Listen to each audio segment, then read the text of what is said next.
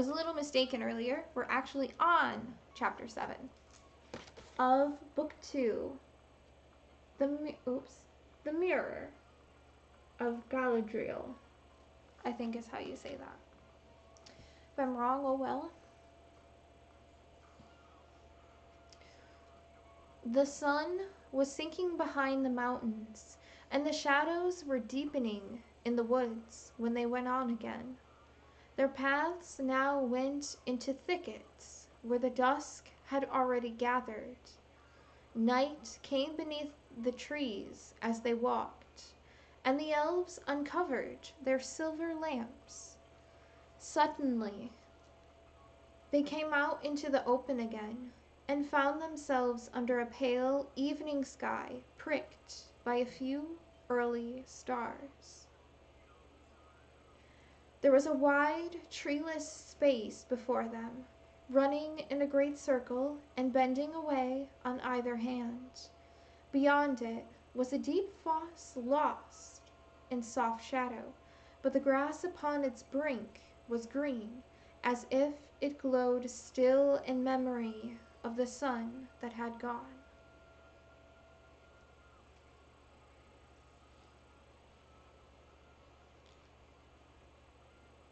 Upon the further side there rose to a great height a green wall encircling a green hill thronged with malorn trees, taller than any they had seen yet in all the land.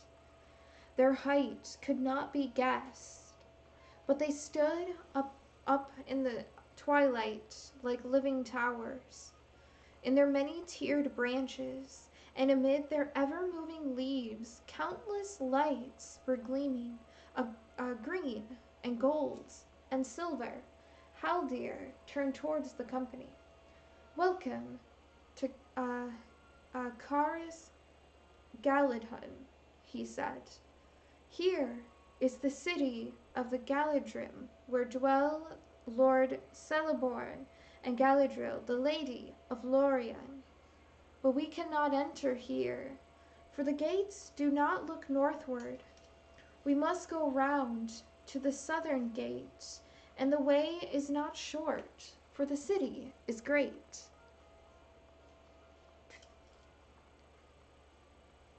There was a road paved with white stone running on the outer brink of the foss.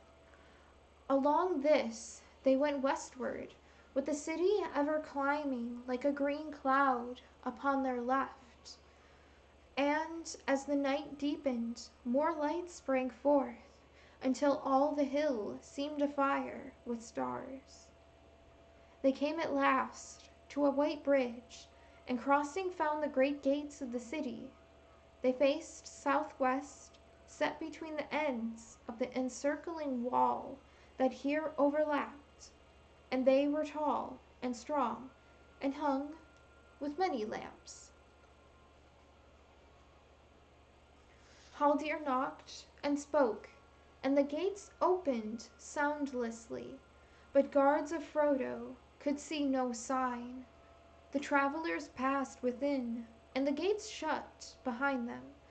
They were in a deep lane between the ends of the wall, and passing quickly through it, they entered the city of the trees.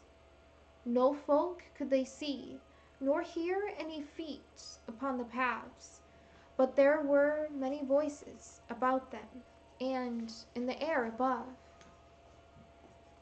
Far away up on the hill they could hear the sound of singing falling from on high like soft rain upon the leaves.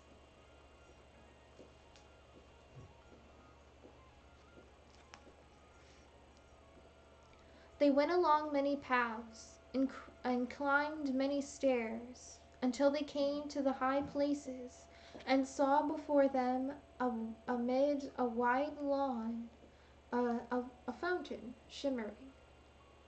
It was lit by silver lamps that swung from the boughs of trees, and it fell into a basin of silver from which a white stream spilled. Upon the south side of the lawn there stood the mightiest of all trees.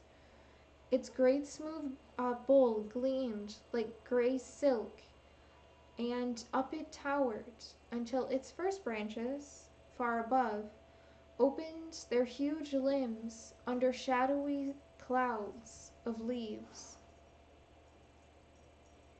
Beside it a broad white ladder stood, and its and at its foot 3 elves were seated.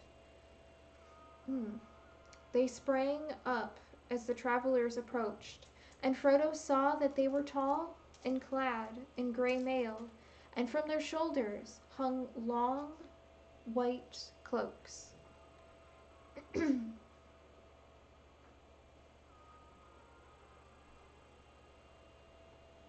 Here dwells Celeborn, a Galadriel. I'm sorry. Here dwells Celeborn and Galadriel, said Haldir. It is their wish that you should ascend and speak with them. One of the elf wardens then blew a clear note on a small horn, and it was answered 3 times from far above. I will go first, said Haldir. Let Frodo come next, and with him Legolas. The others may follow as they as they wish. It is a long climb for those that are not accustomed to such stairs, but you may rest upon the way. I will this once allow you to bring your own milk to be heated if that is what is required. Okay. My oat milk, our cashew milk, our pea protein milk, whatever. Everything that's not milk. I actually do need some water. I neglected to grab some of that, so I will be right back. I'm sorry. I'm breaking up the reading here really quick. I'm such an asshole or something. Take the win. Okay. I will take the win. I will. I'm running away with it.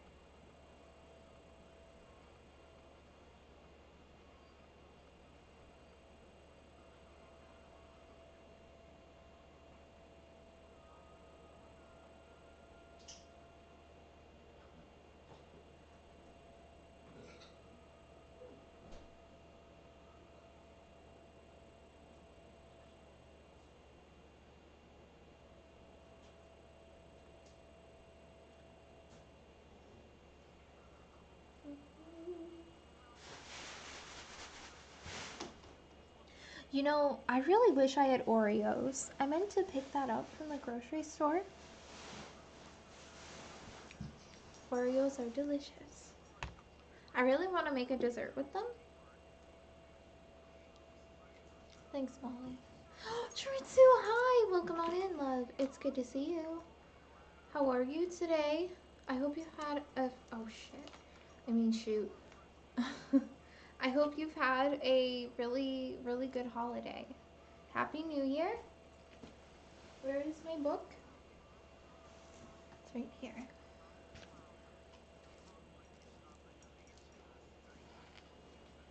Okay.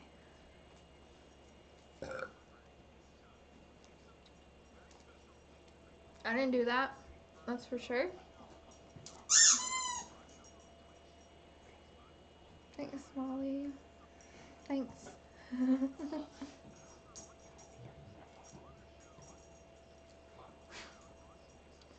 What a good dog.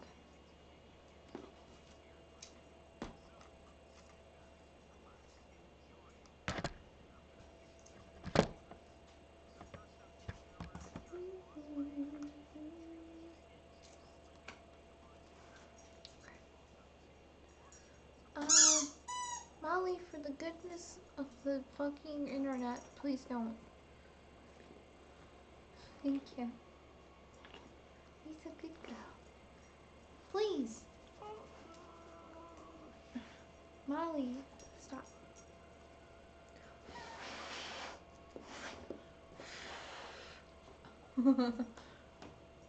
Hey there, Blue Sky. Hi, welcome on in. It's good to have you. How you doing today? I'm getting back into reading The Lord of the Rings here. I do have to go to bed soon, so I'm trying to speed read. I spent a little too long hula hooping today. I couldn't help it. Sometimes that happens. You don't want to stop.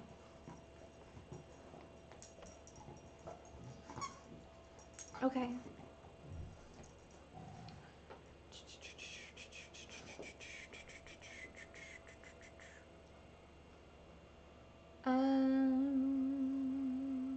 Okay. It's like a journey. Yep. It is. It really is. I agree. I agree. I agree. I agree. Agreed. Sorry, I'm still like trying to figure out how to sit. I don't know. It's always awkward. Or something. I don't know.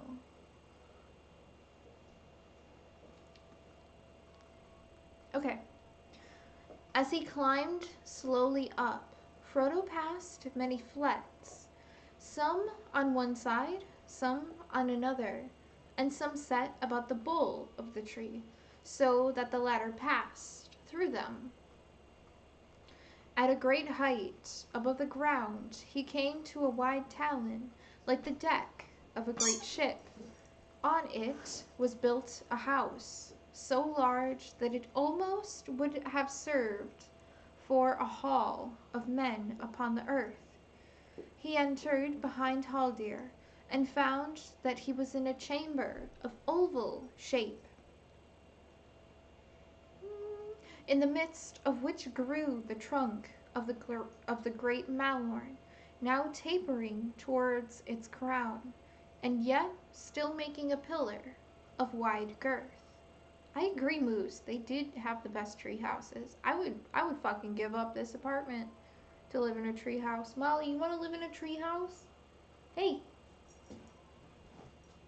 you want a tree house? Yeah. Not enthused. The chamber was filled with a soft light. Its walls were green and silver, and its roof of gold. Many elves were seated there, on two chairs, beneath the bole of the tree, and canopied by the living bough, there sat, side by side, Celeborn and Galadriel.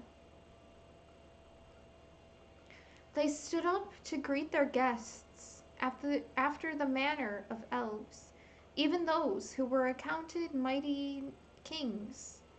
Very tall they were, and the lady no less tall than the lord, and they were grave and beautiful.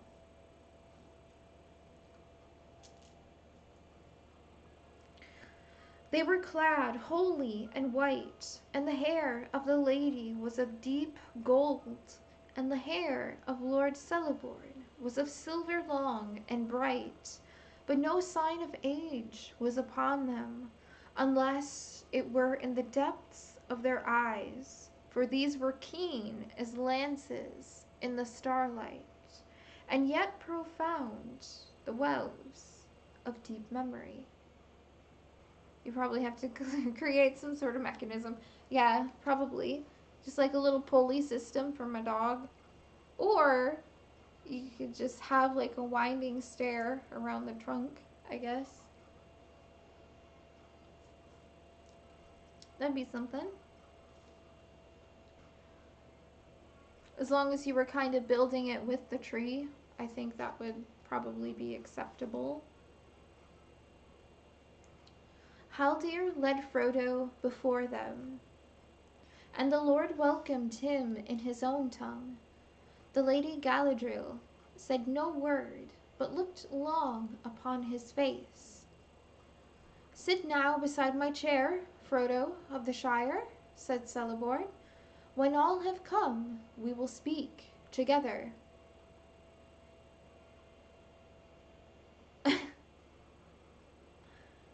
The elves were okay with dogs, cats. However, early Sauron version was Televido, the cat prince. Evil. Evil. I kind of like the idea of a hand-operated dog elevator. Me too. How cute would that be? You just like strap your dog in, and they got like their legs sticking out like this, and there's like just a strap on their bellies, like a harness, and they're just like while you like lift them up.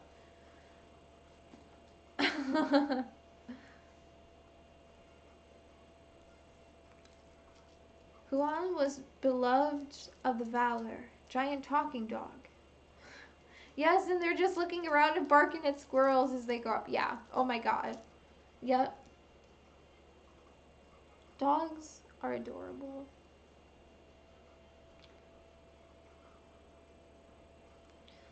Okay. Each of the companies he greeted courteously by name as they entered. "Welcome, Aragorn, son of Arathorn," he said. "It is 38 years of the world outside since you came to this land, and those years lie heavy on you. But the end is near, for all good or ill. Here lay aside your burden for a while. Welcome, son of Thranduil. Too seldom do my kindred journey hither from the north. Welcome, Gimli, son of Gloin. It is long indeed since we saw one of Durin's folk in Caris Galadhon. But today we have broken our long law. May it be a sign that though the world is now dark, better days are at hand, and that friendship shall be renewed between our peoples." Gimli bowed low. When all the guests were seated before his chair, the Lord looked at them again. "Here there are 8, he said. 9 were to set out, so said the messages. But maybe there has been some change of counsel that we have not heard. Elrond is far away, and darkness gathers between us, and all this year the shadows have grown longer." "Nay, there was no change of counsel," said the Lady Galadriel, speaking for the first time. Her voice was clear and musical, but deeper than woman's wont. "Gandalf the Grey set out with the company, but he did not pass the borders of this land. Now tell us where he is, for I much desire to speak with him again." but I cannot see him from afar, unless he comes with the fences of Lothlorien. A grey mist is about him. The ways of his feet and of his mind are hidden from me." "Alas," said Aragorn, "Gandalf the Grey fell into shadow. He remained in Moria and did not escape." At these words, all the elves in the hall cried aloud in grief and amazement. "These are evil tidings," said Celeborn, "the most evil that have been spoken here in long years full of grievous deeds." He turned to Haldir. "Why has nothing of this been told to me before?" he asked in the elven tongue. "We have not spoken to Haldir of our deeds or our purpose," said Legolas. "At first we were weary, and danger was too close behind, and afterwards we almost forgot our grief for a time, as we walked in gladness on the fair paths of Lorien. Yet our grief is great, and our loss cannot be mended," said Frodo. "Gandalf was our guide, and he led us through Moria, and when our escape seemed beyond hope, he saved us, and he fell." "Tell us now the full tale," said Celeborn. Then Aragorn recounted all that had happened upon the pass of Caradhras in the days that followed, and he spoke of Balin in his book, and the fight in the chamber of Mazarbul, and the fire, and the narrow bridge, and the coming of the terror. "An evil of the ancient world it seemed, such as I have never seen before," said Aragorn. "It was both a shadow and a flame, strong and terrible." "It was a Balrog of Morgoth," said Legolas. "Of all elf banes the most deadly, save the one who sits in the Dark Tower." "Indeed, I saw upon the bridge that which haunts our darkest dreams. I saw Durin's bane," said Gimli in a low voice, and dread was in his eyes.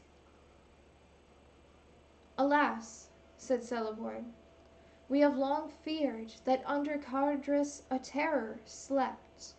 But I had known that the dwarves had stirred up this evil in Moria again, I would have forbidden you to pass the northern borders, you and all that went with you. And if it were possible, one would say that at the last Gandalf fell from wisdom into folly, going needlessly into the net of Moria."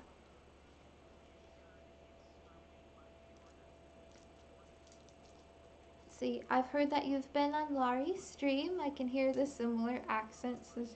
Yes, I have been there. I was just there on New Year's Eve and New Year's Day.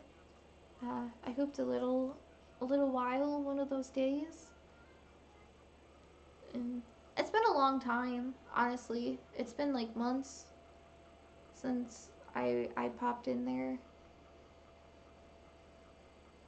Because most of the time,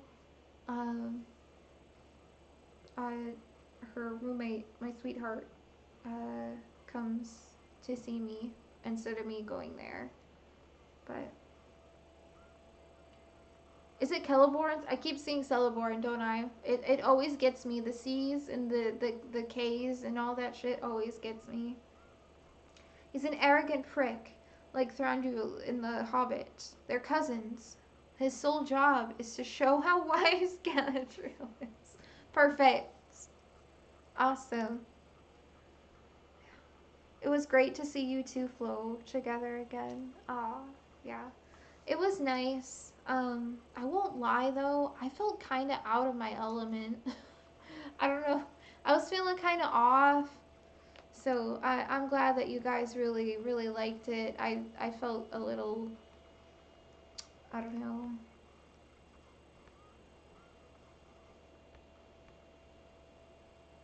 a little goofy, I think. Not all there. I was like 40% there, if that. Yes, we love you, Beardo.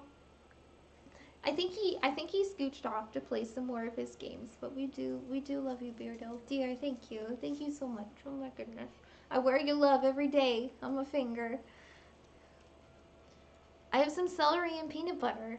Anyone else ever have that? Yes, yes. That is like a lazy snack for me.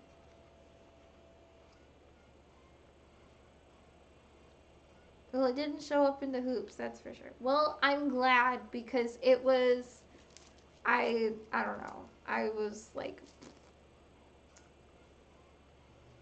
I didn't feel really good. But I'm so glad that you guys liked it. Honestly, it was so good to see you guys again. I know I missed so much in chat. I'm sorry. I feel bad when I can't talk to you guys. I know that you said a lot of sweet things and thank you. But it's it was nice, you know, for what I got out of it. You know, it was worth doing. So yeah. Um, I lost my place though.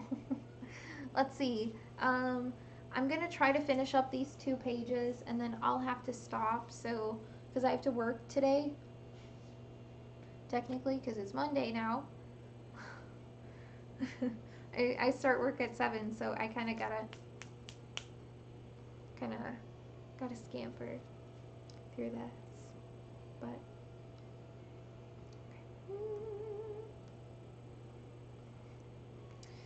he would be rash indeed that said that thing, said Galadriel gravely.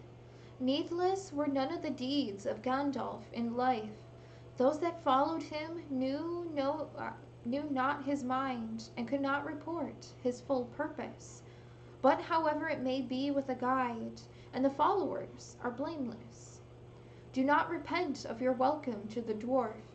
If our folk had been exiled long and far from Lothlorien, who of the Galadrim, even Celeborn the wise, would pass nigh, and would not wish to look upon their ancient home, though it had been, uh, though it had become an abode of dragons. Eh. Oh my goodness, yes, you have a good one. Thank you, Stinky Cheese Man. Seriously. I can't wait to see what you do with your food tomorrow. Can't wonder why she's really turned into screws. Yes. Yes, she is.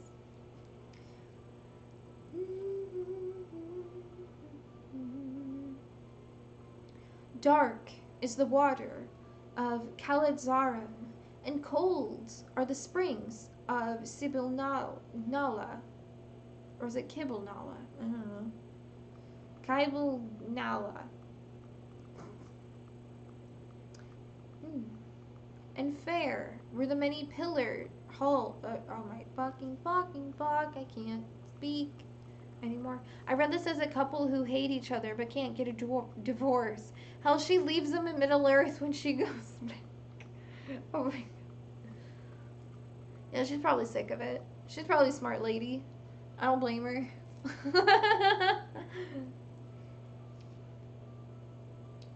Okay. And fair were the many pillared halls of Khazad-dûm in elder days, before. Oh my god, Costume! What the fuck? Thank you! Hey, you! Thank you so much! For the tip for the hula hoop, thank you so much. Oh my god, guys, we are so close. Wow.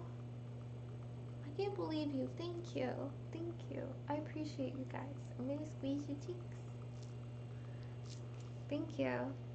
We are so freaking close. That is crazy. That is crazy. I'm dead. Thank you so much.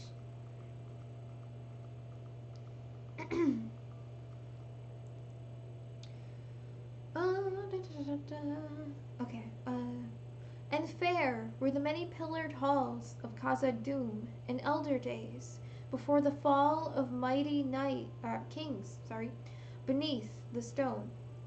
She looked upon Gimli, who sat glowering and sad, and she smiled. And the dwarf, hearing the names given in his own ancient tongue, looked up and met her eyes. And it seemed to him that he looked suddenly into the heart of an enemy and saw their love and understanding. Wonder came to his face, and then he smiled in answer. Hey there, RoboData. Welcome on in. How you doing? It's super good to see you. Happy Sunday. How's your day going?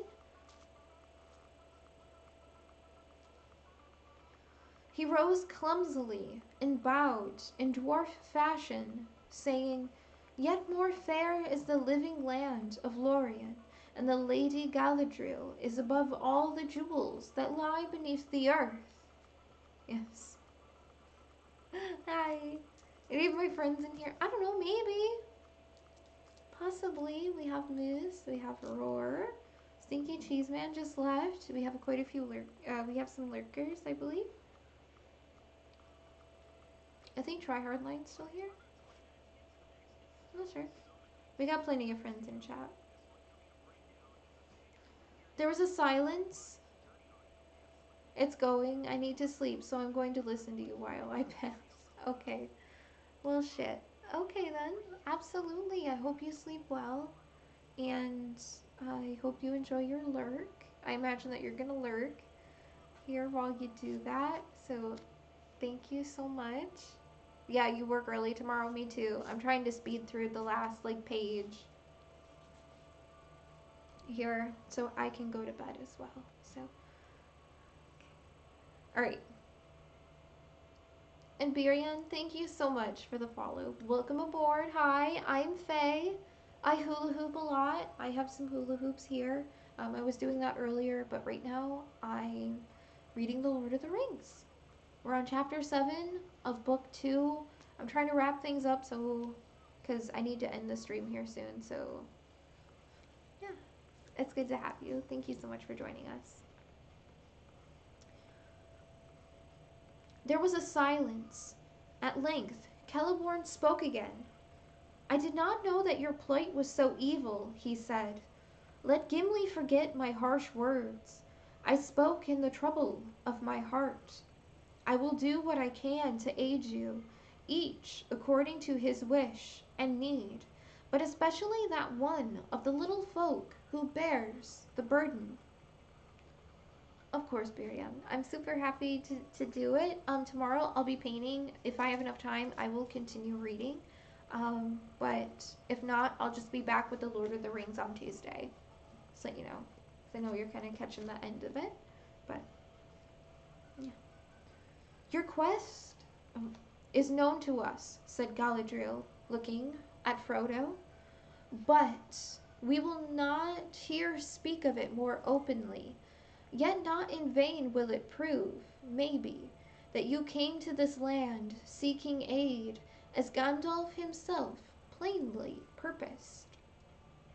For the land of the Galadrim is accounted with the wisest of the elves of Middle-earth, and a giver of gifts beyond the power of kings. He has dwelt in the west since the days of dawn, and I have dwelt with him years unaccounted. For ere the fall of Nargothrond, or Gondolin, I passed over the mountains, and together, through ages of the world, we have fought the long defeat.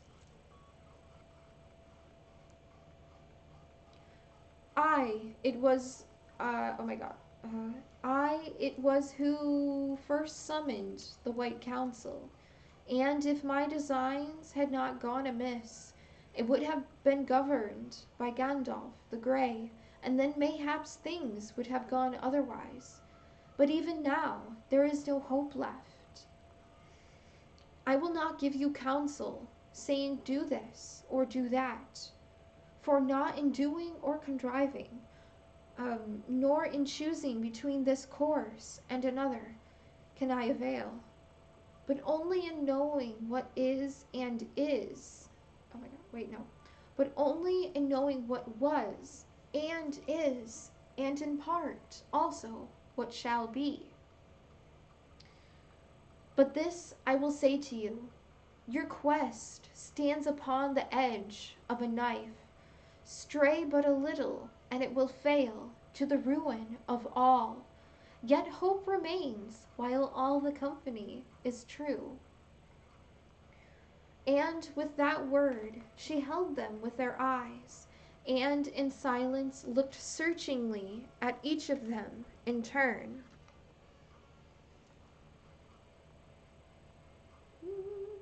None save Legolas and Aragorn could long endure her glance. Sam quickly blushed and hung his head. At length the Lady Galadriel released them from her eyes, and she smiled. "Do not let your hearts be troubled," she said. "Tonight you shall sleep in peace." Then they sighed, and felt suddenly weary, as those who have been questioned long enough and deeply, though no words had been spoken openly. "Go now," said Celeborn. "You are worn with sorrow and much toil. Even if your quest did not concern us closely, you should have refuge in this city until you were healed and refreshed. Now you shall rest, and we will not speak of your further road for a while." That night the company slept upon the ground, much to the satisfaction of the hobbits. The elves spread for them a pavilion among the trees near the fountain, and in it they laid soft couches. Then, speaking words of peace with fair elvish voices, they left them.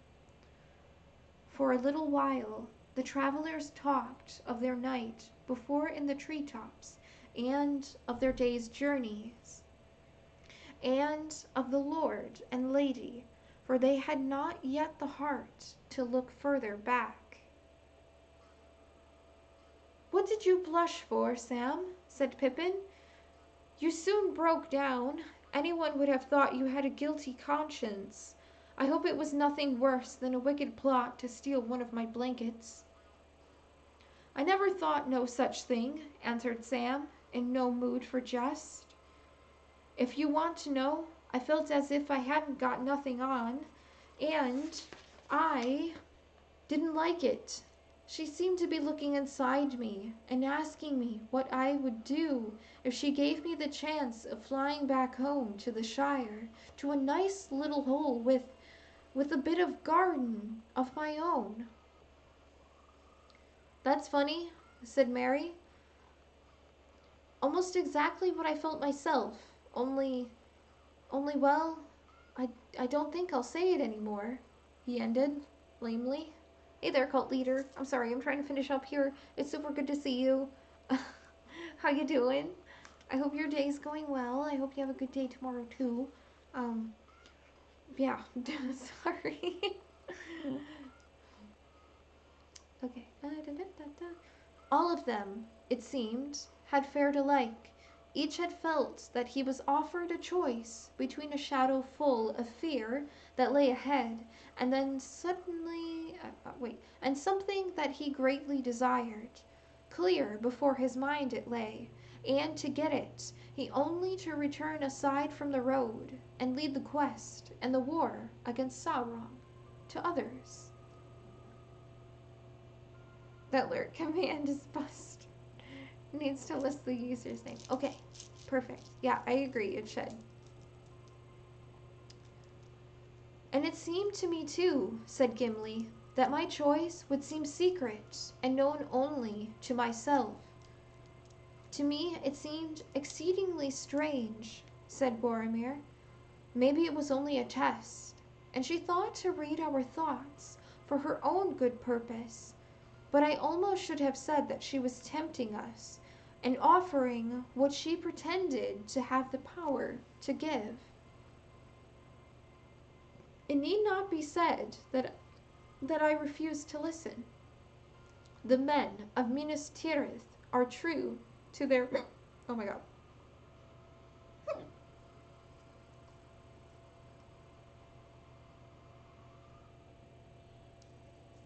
The men of Minas Tirith. Oh my fucking god. Kinzer, thank you so much for the raid. Oh my god.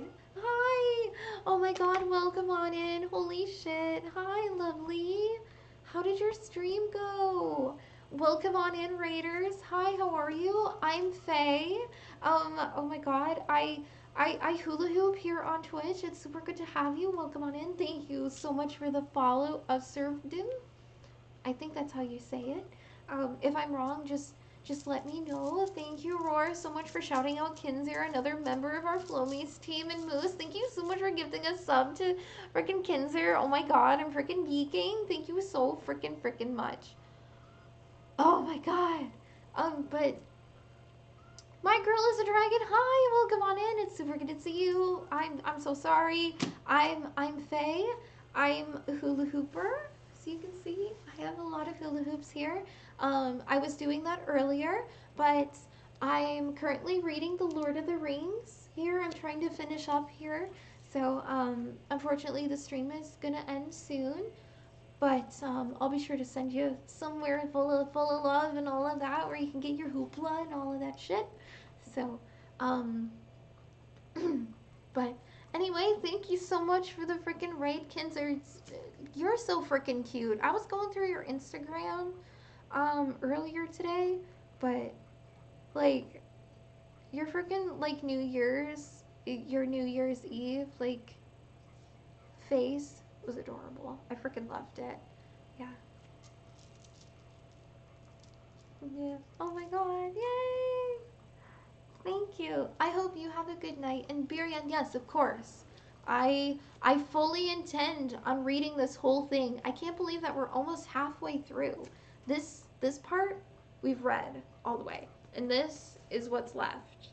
So we are almost halfway through. We are on chapter 7 of book 2 in the Fellowship.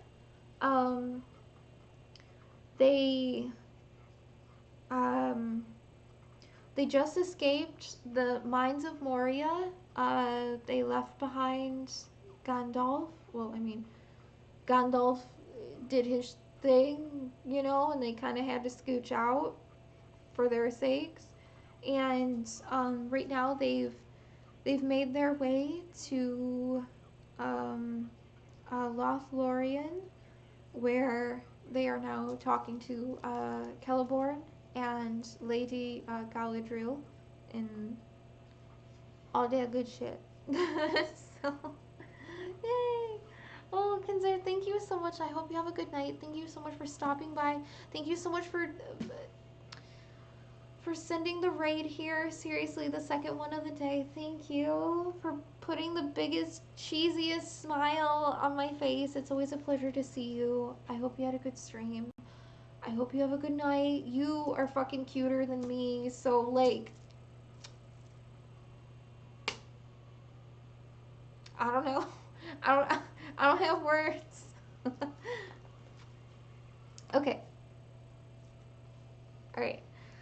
Here we go.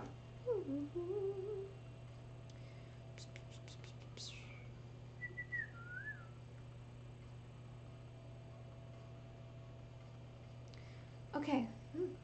And it seemed to me too, said Gimli, that my choice would remain secret and known only to myself. That seemed exceedingly strange, said Boromir. Maybe it was only a test, and she thought to read our thoughts for her own good purpose. But almost I should have said that she was tempting us and offering what she pretended to be the power to give. It need not be said that I refused to listen. The men of Minas Tirith are true to their word. But what he thought of the lady had offered him, wait, but what he thought that the lady had offered him, Boromir did not tell. As for Frodo, he would not speak, though Boromir pressed him with questions. She held you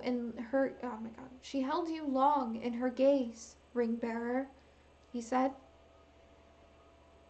Yes, said Frodo, but whatever came into my mind then, I will keep there. Well, have a care, said Boromir. I do not feel too sure of this elvish lady and her purposes. Speak no evil of the Lady Galadriel, said Aragorn sternly. You know not what you say. There is in her and in this land no evil, unless a man bring it hither himself. Then let him beware. But tonight I shall sleep without fear for the first time since I left Rivendell, and may I sleep deep and forget for a while my grief. I am weary in body and in heart. He cast himself down upon his couch and fell at once in a long sleep. The others soon did the same, and no sound or dream disturbed their slumber. When they woke, they found that the light of day was brought upon the light before the pavilion, and the fountain rose and fell glittering in the sun.